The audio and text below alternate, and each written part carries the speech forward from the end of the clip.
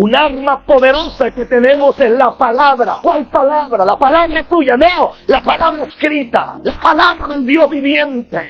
Satanás sabe que los cielos y la tierra pasarán, pero ni la palabra de Dios. Pastores, que una bruja me hizo una cosa. Hagan lo que le dé la gana a esa bruja. Satanás, escrito está: todo el que conspirare contra mí, lo hará sin Dios, y delante de mí caerá. Por un camino saldrán y por 7 huirán. Puede ser que yo me esté muriendo de cáncer, pero hay un verso en la Biblia que dice que yo no moriré, sino que viviré y contaré las obras del Señor. Usted y yo tenemos que entender que no es solamente el hecho de ser salvo. No es solamente el hecho de que alguien dijo que hay que congregarse. No es solamente el hecho de que alguien dijo que hay que adorar a Dios. Amén, por eso. No es solo el hecho de que hay que cantar. Amén. No es solo el hecho de que hay que ofrendar o diezmar o hay que hacer algo por la gente necesitada, sino que acuérdese que usted pertenecía a otro reino. Y ese otro reino, por eso el apóstol Pablo dice, pues no ignoramos sus maquinaciones. Esas maquinaciones de las tinieblas son las que la iglesia o los hijos de Dios no pueden ignorar. Porque cuando esas maquinaciones se ignoran, entonces usted encuentra sectores muy polarizados que ven demonios en todas las esquinas y sectores muy polarizados que no ven demonios nunca. Y eso es un problema. Entonces, oiga, porque esto es fuerte. Esto es fuerte. Hay gente que dice, sí, es que a mí no me gusta la religión. Pues, que yo sepa, nosotros no predicamos religión. Puede ser que en su país sean religiosos. Como alguien que me preguntó a mí ayer y me dijo, ¿qué opina usted de Jezabel? No entendí bien la pregunta, le dije, ¿a qué se refiere? Me dice, es que en mi iglesia me han enseñado que las mujeres que se maquillan, que las mujeres que se arreglan, tienen el espíritu de Jezabel. Y yo tengo problemas con las tonterías que predican algunos predicadores. Porque me parece que son predicadores que han caído en la necedad. Porque si usted lee la escritura, en la escritura Jezabel no es conocida por una mujer que se maquilla. En la Biblia Jezabel es conocida como una bruja. O sea, por favor. Pero la gente religiosa, cuando ven una mujer arreglada, dicen, esa mujer es una Jezabel. No. Deje de ser ignorante. Se lo repito, deje de ser ignorante. Y deje de predicar tonterías y métase en la palabra a estudiar. Que el que es ignorante en este tiempo es ignorante porque le da la gana.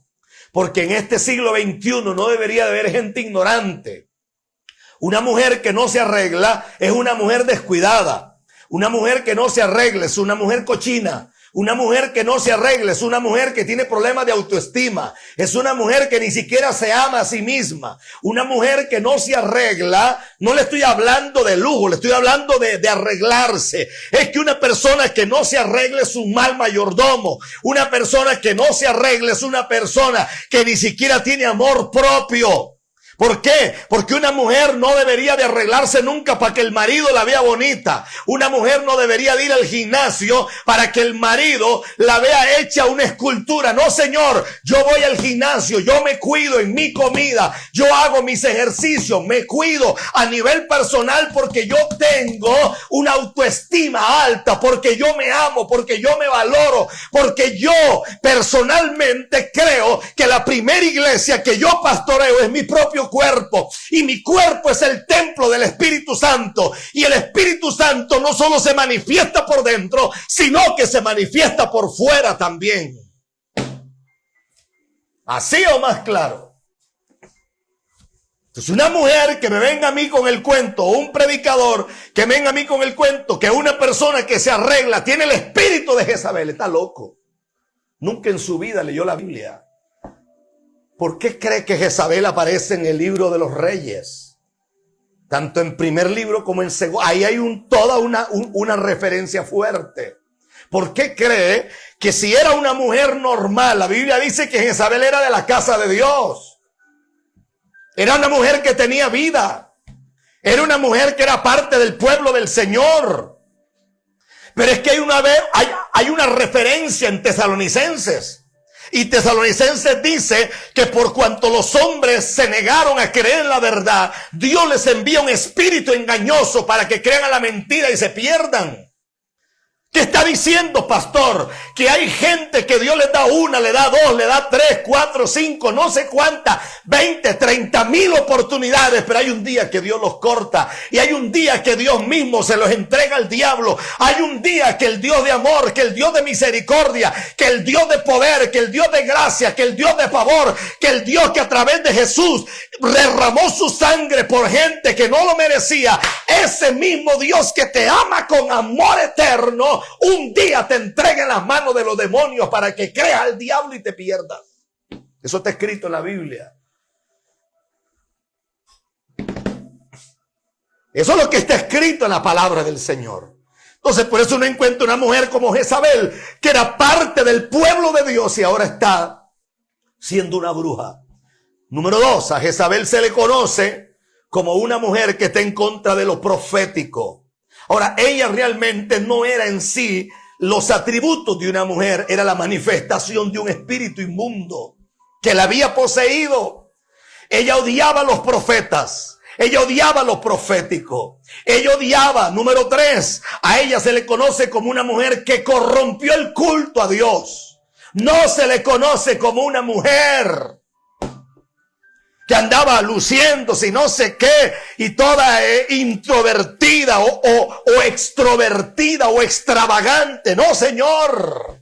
Entonces tenemos problemas con los sectores de la iglesia que a todo le llaman demonio o a todo le llaman Dios. ¿Y por qué cree usted que Jezabel aparece en el libro de Apocalipsis? Quiere decir que no era una mujer, era un espíritu inmundo. Era un espíritu inmundo. Ahora, algo que la iglesia tiene que saber es con qué contamos. ¿Qué tenemos nosotros? Lo primero que Dios nos da cuando nos acepta como hijos, no solo es la capacidad de ser hijos, sino que nos entrega armas espirituales. Anote, la primera palabra que la Biblia usa es que Dios nos dio autoridad, y la palabra autoridad es el vocablo griego de exousia. Exousia, así como suena una E, una X, una O, una O, una U, una S, una I, una exousia. Y la palabra exousia significa libertad. Oiga bien, significa libertad o permiso para moverse en dimensiones distintas. La palabra proviene del vocablo griego exousia, que significa permiso, libertad para hacer lo que lo que tú tienes que hacer dentro de los parámetros del reino de Dios. Número 2, exousia significa capacidad o poder con el cual una persona es investida. Capacidad o poder con el que una persona es investida. Eso es lo que dice la Biblia aquí. Eso es exousia. Exousia es poder, es libertad, es autoridad. Son los fueros de autoridad que Dios le entrega a una persona para moverse dentro del reino. Cuando usted logra entender esto, muchísima gente se le va a salir de la cabeza ese asunto de andar pidiendo oración. Porque el Señor te ha dotado a ti de autoridad, te ha dotado a ti de gloria, te ha dotado a ti de poder y te ha dotado a ti de algo que se llaman fueros de autoridad. Fueros de autoridad. Papel y lápiz. Mateo 9:6. Mateo capítulo 9 verso 6. Pues para que sepáis que el Hijo del Hombre tiene potestad en la tierra para perdonar pecado, dice entonces al paralítico, porque alguna gente estaba así como que, ¿cómo es esta cosa? Toma tu cama y vete a tu casa. Se está hablando Jesús aquí. También es legalidad o regir o gobernar. Mateo 28:18. Y Jesús se acercó y les habló diciendo: toda potestad me es dada en el cielo y en la tierra. A esto se le llama poder gubernamental. Poder gubernamental, apunte eso. Papel y lápiz, porque estoy hablando de guerra espiritual. Tenemos armas, según la Biblia. Tenemos armas. Jesús dijo, toda potestad me ha sido dada. La potestad que yo tengo se la entrego a ustedes. La potestad que tengo, ¿qué es potestad? Potestad es gobierno, potestad es derecho, potestad es derecho gubernamental. Es decir, tenemos un poder plenipotenciario, así se llama eso, poder plenipotenciario dado por el Dios de los cielos. Usted no es una mujer o un hombre que solamente aceptó al Señor y ahora tiene que levantar la mano y decir gloria a Dios, aleluya. No, la figura más alta de un hijo de Dios es un guerrero que tiene armas espirituales para poder pelear en esta tierra. Marcos capítulo 13, verso 34, es como un hombre que yéndose lejos dejó su casa y dio autoridad a sus siervos y cada uno de ellos y a cada uno su obra, y al portero mandó que velase. Esta es una parábola preciosa. Es como un hombre que yéndose lejos dejó su casa. ¿Quién fue el que se fue? Se fue Jesús, se fue Yeshua. Y dio autoridad a sus siervos. ¿Quiénes son sus siervos? Nosotros.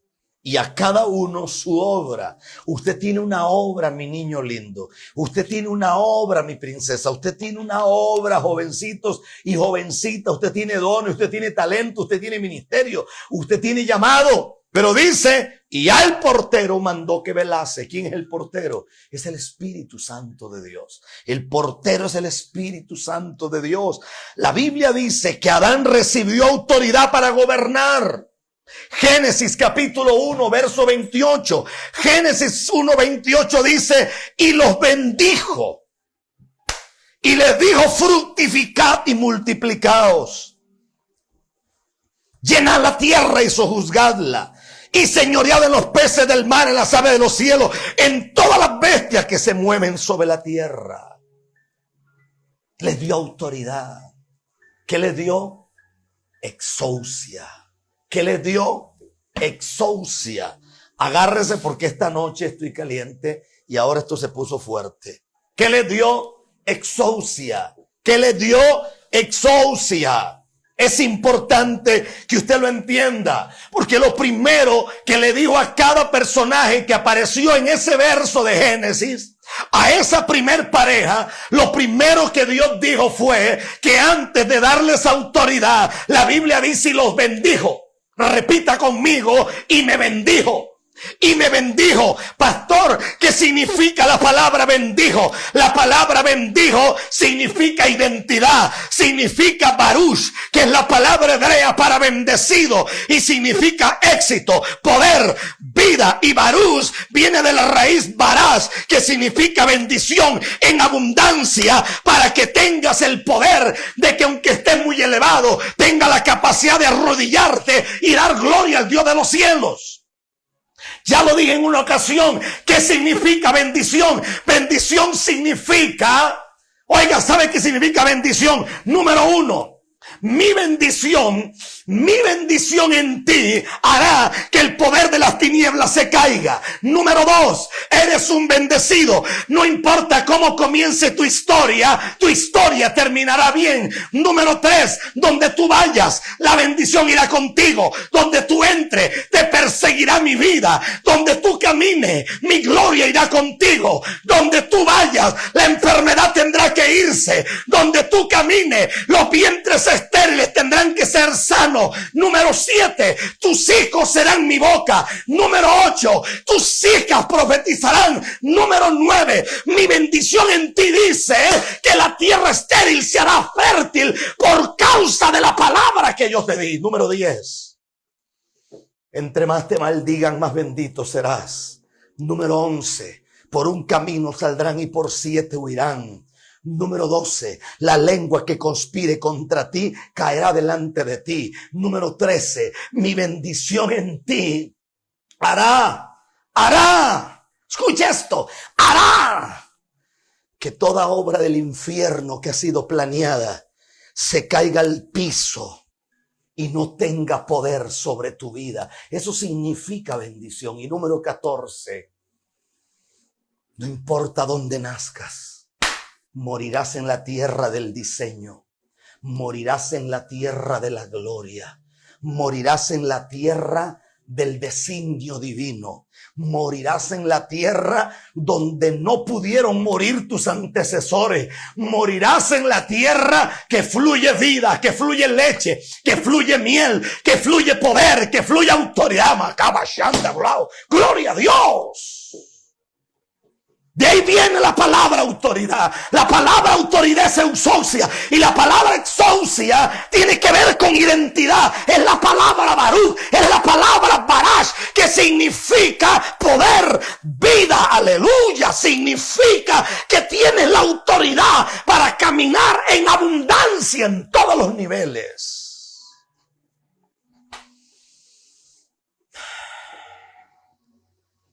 El que agarra eso corre. El que entiende eso corre. Puede ser que usted esté esta noche en una situación tensa y usted diga: pastor, se está muriendo un hermano mío, pero tú tienes autoridad en esta hora. Y hay algo que se llama autoridad delegada. Y yo levanto mis manos desde Costa Rica y me uno con Daniel y los intercesores alrededor del mundo. Y me uno en esta hora en el nombre de Jesús. Y me uno en esta hora y oro por ti para que el poder de Dios te llene de poder. Y te llene de gloria. Y te llene de fuego. Y te llene de milagros. Y te llene de autoridad y de prodigios. Todo espíritu de intimidación se vaya de tu casa. Toda obra del diablo desaparezca. Todo plan del infierno muera en esta hora. Todo lo que no es de Dios tiene que desaparecer en el nombre de Jesús. Aleluya. Cuando termine esta transmisión, usted va a tener que llamar a su familia. Usted va a tener que llamar a su papá, a su mamá, a alguna persona enferma en su familia. Usted va a tener que llamar a alguien y decirle: tengo la autoridad de Dios sobre mi vida. Pon la mano ahí donde te duele porque voy a orar. Y esta noche se van a registrar milagros poderosísimos.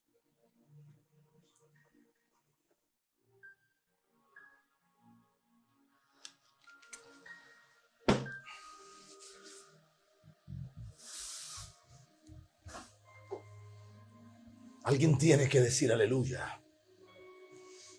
Alguien tiene que decir gloria a Dios. Alguien tiene que decir aleluya. La Biblia me enseña a mí que Dios nos dio armas espirituales. Y dentro de esas armas espirituales, mire de qué somos herederos. Somos herederos del reino de Dios. Somos herederos de la tierra. Somos herederos de la salvación, somos herederos del cumplimiento de su palabra y somos herederos de su gloria. Lo repito, somos herederos de su reino, somos herederos de la tierra, somos herederos de la salvación. Pastor, usted está hablando que nosotros somos herederos de la tierra, como los testigos de Jehová dicen. Señores, la Biblia dice que iremos a la boda del Cordero y regresaremos a esta tierra. Nosotros no vamos a vivir en el cielo, aprenda Biblia. Nosotros iremos solamente a ese lugar donde está la nueva Jerusalén, que va a descender en su momento, y estaremos en la boda del Cordero, pero después regresaremos a la tierra. La Biblia dice que será cielo nuevo y tierra nueva. No nos quedaremos a vivir allá arriba, vamos a vivir aquí en la tierra. Nos conoceremos, claro que nos conoceremos. Y los que eran casados, ¿cómo harán? Ese es otro tema que ya lo toqué en la universidad. Lo toqué con Biblia a nivel profundo. No hablé de tonterías, ni de locuritas, ni que es que yo soñé y que tuve una visión y tuve una revelación y tuve no sé qué. No estoy hablando de eso. Estoy hablando de Biblia, palabra de Dios, palabra de alto nivel. Miren lo que dice: hermanos míos, amados, oíd. ¿No ha elegido Dios a los pobres de este mundo para que sean ricos en fe y herederos del reino que ha prometido a los que le aman? Somos herederos del reino. Mateo 5:5, bienaventurados los mansos, porque ellos recibirán la tierra por heredad. Salmo 37:29, los justos heredarán la tierra y vivirán para siempre en ella. Somos herederos de salvación. Juan capítulo 1 verso 12 y verso 13, más a todos los que recibieron, a los que creen en su nombre, les dio el poder, la potestad, les dio el derecho de ser llamados hijos de Dios, los cuales no son engendrados por sangre y por voluntad de carne, ni por voluntad de varón, sino de Dios. Somos herederos de salvación. Somos herederos de salvación. Número 4, del cumplimiento. ¿Del cumplimiento de qué? 1 Pedro capítulo 3 verso 9, no devolviendo mal por mal ni maldición por maldición, sino por el contrario, bendiciendo, sabiendo que fuiste llamados para heredar bendición y del cumplimiento de su palabra. Pastor, pero es que yo no veo lo que a mí me han profetizado. Número 1, yo tengo problemas serios con esa profetizadera. Estoy cansado. Se lo digo delante de Dios. Estoy cansado de los evangélicos. Estoy cansado de tanta bobada. Está una mujer embarazada y viene la fulana que dice que es profeta, o el otro que dice que es profeta, porque un día se paró en un púlpito y dice, Dios me dice que a ti te duele la cabeza. Por amor a Dios, ¿quién no le duele la cabeza? Y aquel ignorante dice, sí, me duele la cabeza. Entonces yo soy profeta porque a ti te duele la cabeza. No, eso no es ser profeta. Eso puede ser adivinación. Eso puede también ser intuición. Cuando la gente ha estudiado psicología como yo, a uno le enseñan que de acuerdo a las gesticulaciones del rostro y de acuerdo a la dilatación de los ojos o de las, ¿cómo se llaman estas cositas? Las papilas gustativas son estas. Las pupilas, thank you, yo te escuché papilas. Es la ventaja de tener un tipo inteligente a la par de uno, hermano. Cuando a uno le enseñan que de acuerdo a la dilatación, escucha esto. Uno dice, a esta persona le pasa esto, le pasa esto, le pasa esto. Escucha eso. Y esto es interesantísimo. Hoy los predicadores, hay una mujer embarazada. ¿Qué tiene? Una niña. El Señor me dice que esa es una profeta que viene. A todo mundo le dice lo mismo. Viene un niño en el vientre. Ese es un profeta de Dios. A todo mundo le profetizan las mismas tonteras. A todo mundo. Y cuando el niño nace, nace un bendito muchacho rebelde, nace un bendito muchacho todo enfermo, hecho una desgracia, y después la gente dice, no, es el diablo que lo está atacando porque el ministerio es muy grande. Puras tonteras, puras estupideces. Como dicen los hondureños, puras babosadas son esas. Estupideces, gente sin oficio, que lo único que sabe decir son puras tonteras. Puras tonteras.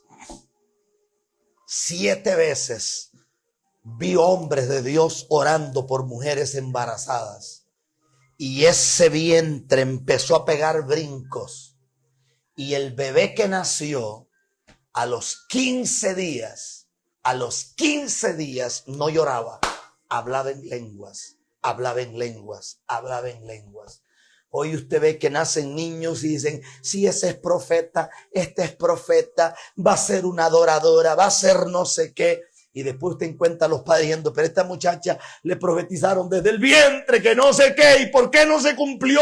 Si ahora más bien es una alcohólica. Porque Dios nunca habló. Porque cuando Dios habla, todo cambia. Es más, hay que tener mucho cuidado con esa gente que todo el tiempo le quiere andar tocando el vientre. Yo no le permití a nadie, a mis hijas se lo he dicho en su cara, cuando usted quede embarazada, no le permita a nadie que le ande tocando el vientre. ¿Por qué? Porque a mí mi abuelo me pactó desde el vientre de mi madre. Mi madre ni cuenta se dio que mi abuelo me había pactado con el diablo a mí desde el vientre de mi madre. Desde ahí me pactó mi abuelo. Así que el que tiene oídos para oír, oiga. Porque estoy hablando de parte de Dios, en el nombre poderoso de Jesús, de la gloria de Dios. Romanos 8, 17 al 18. Y si hijos también herederos, herederos de Dios y coherederos con el Señor, si es que padecemos juntamente con Él, para que juntamente con Él sea glorificado. Pues tengo por cierto, dice Pablo, que las aflicciones del tiempo presente no son comparables con la gloria venidera en que nosotros hemos de manifestarnos. Y por último, ¿de qué somos nosotros herederos? Según la Biblia, 1 Corintios 15:50. Pero esto digo, hermanos, que en la carne y en la sangre no pueden heredar el reino de Dios, ni la corrupción hereda la incorrupción, porque es necesario que esto corruptible se vista de incorruptible y esto mortal se vista de inmortalidad. ¿De qué somos herederos? De incorruptibilidad. Oiga, qué fuerte esa palabra. Incorruptibilidad. Incorruptibilidad. Incorruptibilidad. Somos herederos, somos seres incorruptibles. ¿Qué significa eso? ¿Qué significa eso? La Biblia dice que esta carne se llenará de corrupción. La palabra corrupción en la Biblia es la traducción para muerte. Escucha eso. La palabra corrupción es muerte, pero nuestro espíritu es incorruptible, no verá muerte. No verá la muerte segunda, como la verá Luzbel, como la verá el anticristo, como la verán los rebeldes, como la verá el falso profeta, como la verán los demonios, como la verán los principados, las potestades, los gobernadores, las huestes de maldad, como lo verán todos los seres de las tinieblas. Somos seres incorruptibles, herederos con Dios, herederos de vida, herederos de poder, herederos de gloria, herederos de vida, de gracia. Aleluya. El hombre que entiende eso llega lejos. Y hay por lo menos 4 armas espirituales que usted tiene que anotarlas. Papel y lápiz, anote. Primer arma espiritual. Primer arma espiritual, el nombre de Jesús. Segunda arma espiritual, el Espíritu Santo. Tercer arma espiritual, la sangre. Cuarta arma espiritual, la coraza de Dios. Voy despacio. Primer arma espiritual, el nombre de Jesús. El nombre de Jesús. La Biblia dice que ante ese nombre se doblará toda rodilla. Ante ese nombre toda lengua confesará que Él es el Señor. Sean grandes, sean pequeños, estén arriba, estén abajo, donde estén. El mismo diablo tendrá que doblarse y confesar que Yeshua es el Señor de señores y Él es el Rey de reyes. Puede ser que el diablo no respete el nombre suyo y el mío, pero el diablo respeta el nombre de Jesús. Yo recuerdo hace muchos años, Daniel, cuando Dios me llevó a California, recuerdo que llegó una mujer asiática que no entendía ni inglés ni español, no entendía otra cosa más que chino. Chino, mandarín, no sé qué hablaba, mandarín o cantonés, no sé qué hablaba, pero no hablaba inglés, no hablaba español. Y empezó a pegar gritos endemoniada. Y yo me le acerqué al oído y le dije, escúchame, demonio, quizás ella no entiende español, pero tú sí entiendes español. Y la mujer abrió los ojos así y el demonio me habló en español. Y le dije, te vas en el nombre de Jesús. Y el demonio pegó un grito y me dijo, no menciones ese nombre. Le dije, te vas en el nombre de Jesús. Y la mujer pegó un grito y quedó libre. Porque ante el nombre de Jesús se doblará toda rodilla en los cielos, en la tierra y debajo de la tierra. Lo segundo, un arma poderosa que tenemos es la palabra. ¿Cuál palabra? La palabra tuya, no, la palabra escrita. La palabra de Hashem. La palabra del Dios viviente. Acuérdese que Jesús llegó a la tentación de Mateo capítulo 4 y no resistió a Satanás diciéndole, yo soy hijo de Dios, tienes que arrodillarte. No, Jesús sabía que un día Satanás se arrodillaría, pero no era ese día.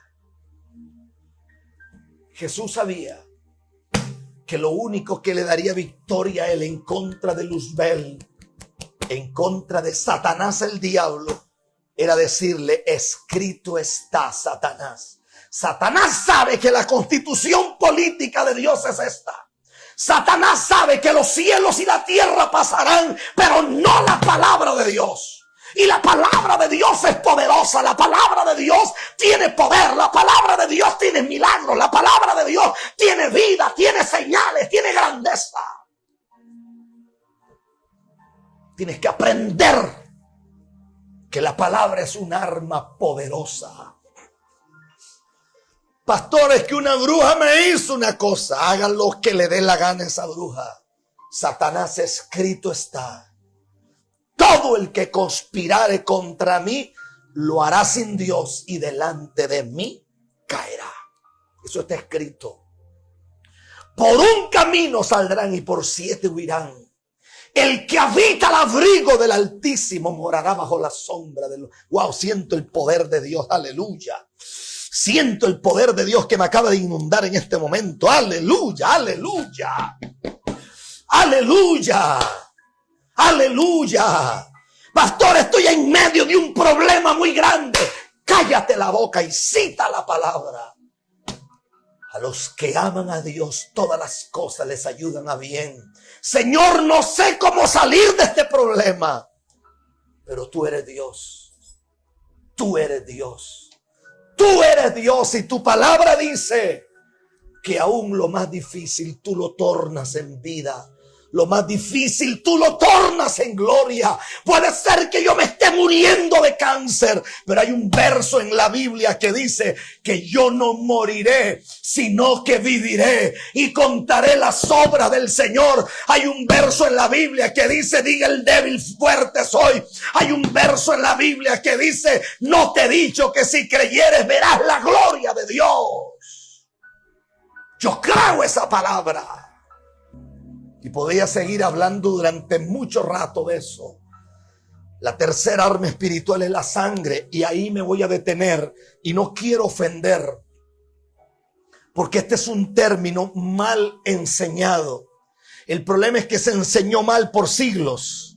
Y al ser enseñado mal por siglos, entonces la gente terminó repitiendo las mismas cosas. Yo pregunto: ¿cuánta gente no tiene o tiene metido en su boca y en su mente y en su corazón andarse cubriendo con la sangre de Jesús? Yo creo que todos. Yo te cubro con la sangre de Jesús. Lea la Biblia. La sangre de Jesús, dice Pablo, que la sangre de Jesús nos ha cubierto, pero quien nos cubrió fue Dios. Nosotros no podemos cubrirnos con la sangre. Como que yo diga: yo agarro la sangre y me cubro. Por amor a Dios, eso es antibíblico. Y estas son cosas que las hemos enseñado. Y la gente dice: pastor, yo oro para que la sangre de Jesús lo cubra. Y yo digo amén para no ofender. Yo digo amén para no ofender. Digo amén para no ofender. Entonces, ¿cómo se logra entender que la sangre de Jesús es un arma? ¿Sabe por qué la sangre de Jesús es un arma? Porque la sangre de Jesús siempre llegará un espíritu de acusación. Cuando tú vayas a ver la mano de Dios, cuando tú vayas a estar viviendo algo, en algún momento de la vida, usted o yo le fallaremos a Dios. Algunos de una manera diferente, otros de una manera más escandalosa, pero todos en algún momento fallamos. Es ahí donde el hombre tiene que reconocer que la sangre de Jesús es un arma de guerra contra la cual Satanás no puede. Satanás llega y te dice: sí, pero tú hiciste. Y dice: sí, yo lo sé. Pero este libro dice que si yo confieso mi pecado, la sangre del Señor tiene el poder de limpiarme y vuelvo a quedar limpio como al principio. Entonces, un arma de guerra poderosa es la sangre de Jesús, porque la sangre de Jesús te da acceso. La sangre de Jesús te da a ti aceptación. La sangre de Jesús te da un sello un sello de aprobación, un sello de corporeidad de la sangre del Rey de Gloria, y me da a mí el acceso para llegar al trono de Dios. Y número 4, la armadura de Dios. Podría enseñar meses sobre esto. Dice Efesios capítulo 6, verso 10, para mí uno de los pasajes más poderosos. Por lo demás, hermanos, dice Pablo, era la iglesia que estaba en Éfeso, fortaleceos en el Señor y en el poder de su fuerza. Pastor, ¿qué está diciendo allí? Fortaleceos en el Señor y en el poder de su fuerza. Quiere decir que el Señor no solamente nos da la capacidad de fortalecernos en Él, sino que podemos invocar el poder de su fuerza. Ahí hay una manifestación diferente, se llama el poder de su fuerza. Dice, vestíos de toda la armadura de Dios para que podáis estar firme contra las acechanzas del diablo, porque no tenemos lucha contra carne y sangre, sino contra principados. Mire el orden, príncipes, oiga, potestades, gobernadores de las tinieblas de este siglo, contra huestes espirituales de maldad en las regiones celestes. Oiga bien, aquí no está hablando de que la armadura de Dios sirve para protegerse de demonios de bajo rango. Aquí no está hablando de espíritus inmundos. Aquí no está hablando de demonios. Oiga el orden. Aquí está hablando de principados, potestades, gobernadores de este siglo, huestes de maldad que operan en las regiones celestes. Por lo tanto, hay que tomar la armadura de Dios para que podáis resistir en el día malo, y habiendo acabado todo, estad firmes. Oiga, qué fuerte es esto. Y ahí sigue hablando. Habla del yelmo, habla del escudo, para que podáis apagar todos los dardos de fuego del maligno. Y tomad el yelmo de la salvación y la espada del Espíritu, orando en todo tiempo con toda oración y súplica en el Espíritu y velando. Oiga bien, ¿cómo se ora en el Espíritu? ¿Cómo se ora en el Espíritu, pastor? Bíblicamente, la única forma de orar en el Espíritu son las nuevas lenguas. Pero no las lenguas, no las nuevas lenguas que uno habla con el bautismo del Espíritu Santo. Porque esas son las lenguas que te dan una aprobación de que eres bautizado, o una evidencia de que eres bautizado, aunque conozco gente que es bautizada y no habla en lenguas, que también es una confusión que hay. Las lenguas del Espíritu que Pablo habla aquí son lenguas. He escuchado un montón de gente porque toman una referencia y no la entienden. Y toman un verso de la Biblia que Pablo dice que el que habla en lenguas, dice que a Dios le habla y que los demonios no entienden esas lenguas. Tal vez esas lenguas del bautismo con el Espíritu Santo no las entienden, pero las lenguas espirituales sí las entienden. Por eso usted ve gente endemoniada hablando en lenguas, y son lenguas muy parecidas a las que hablan muchos evangélicos. Y no hay discernimiento para saber qué es. Esto hay que volverlo a oír. Hay unas lenguas que son las lenguas espirituales que se hablaron en Hechos capítulo 2 verso 17, y se hablaron y se hace la referencia a Joel capítulo 2 verso 28. Pero Pablo dice aquí, orando en todo tiempo con toda oración y súplica en el Espíritu, y velando en ello con toda perseverancia y súplica por todos los santos y por mí, a fin de que abrir mi boca, por cual soy embajador.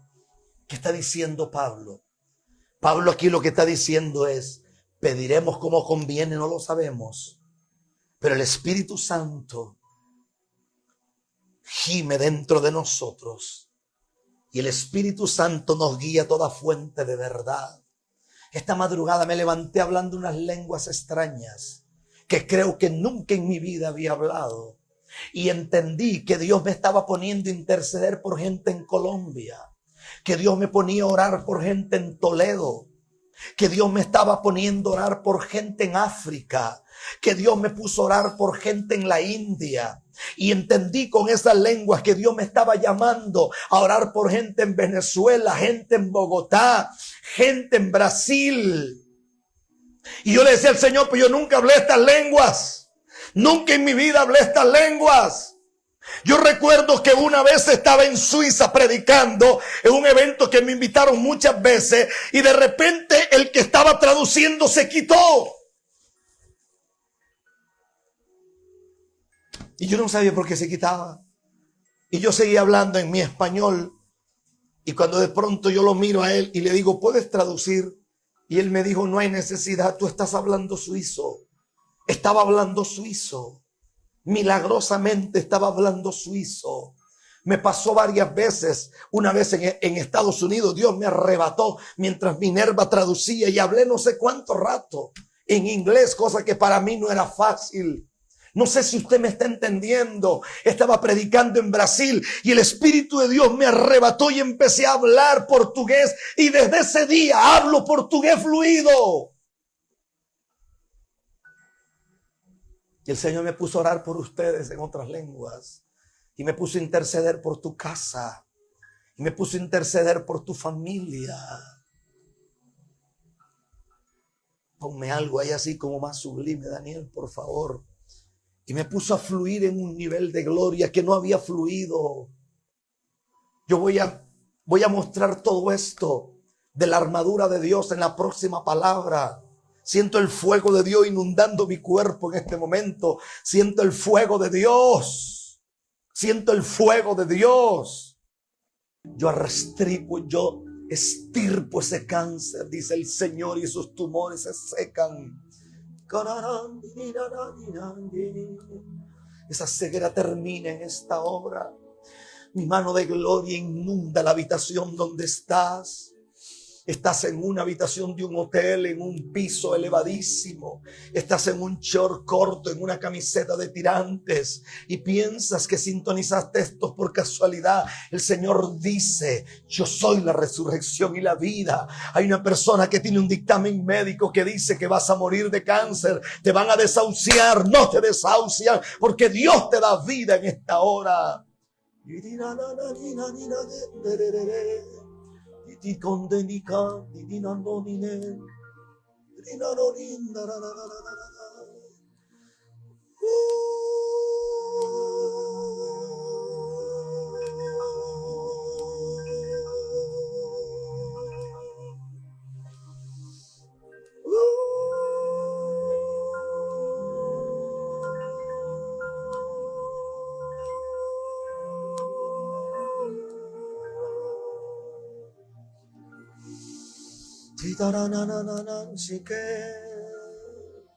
Veo la mano de Dios sobre una jovencita. Le descubrieron cáncer en la matriz y el Señor le sana en esta hora. Hay una mujer que está embarazada y ha empezado a botar sangre y tiene miedo de un aborto. El Señor pone su mano en esta hora. Hay un niño que tiene leucemia, tiene cáncer en la sangre y Dios hace un milagro en sus plaquetas y el cáncer se va en el nombre de Jesús.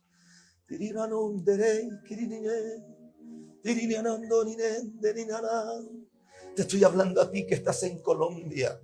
Ahora mismo tu vida entera se envuelve en el poder de Dios. Tu vida entera se envuelve en el poder del Altísimo. Tu vida entera se envuelve en la gloria de Dios. Te estoy hablando a ti que estás con una enfermedad o como se llame. Recibe salud en esta hora en el nombre del Rey de Reyes. Tenemos el nombre de Jesús y esa es un arma poderosa. Ante ese nombre se doblará toda rodilla. Tenemos la palabra de Dios. La palabra de Dios. Ni una tilde ni una coma quedará sin cumplimiento. Pasarán los cielos, pasará la tierra, pero no su palabra.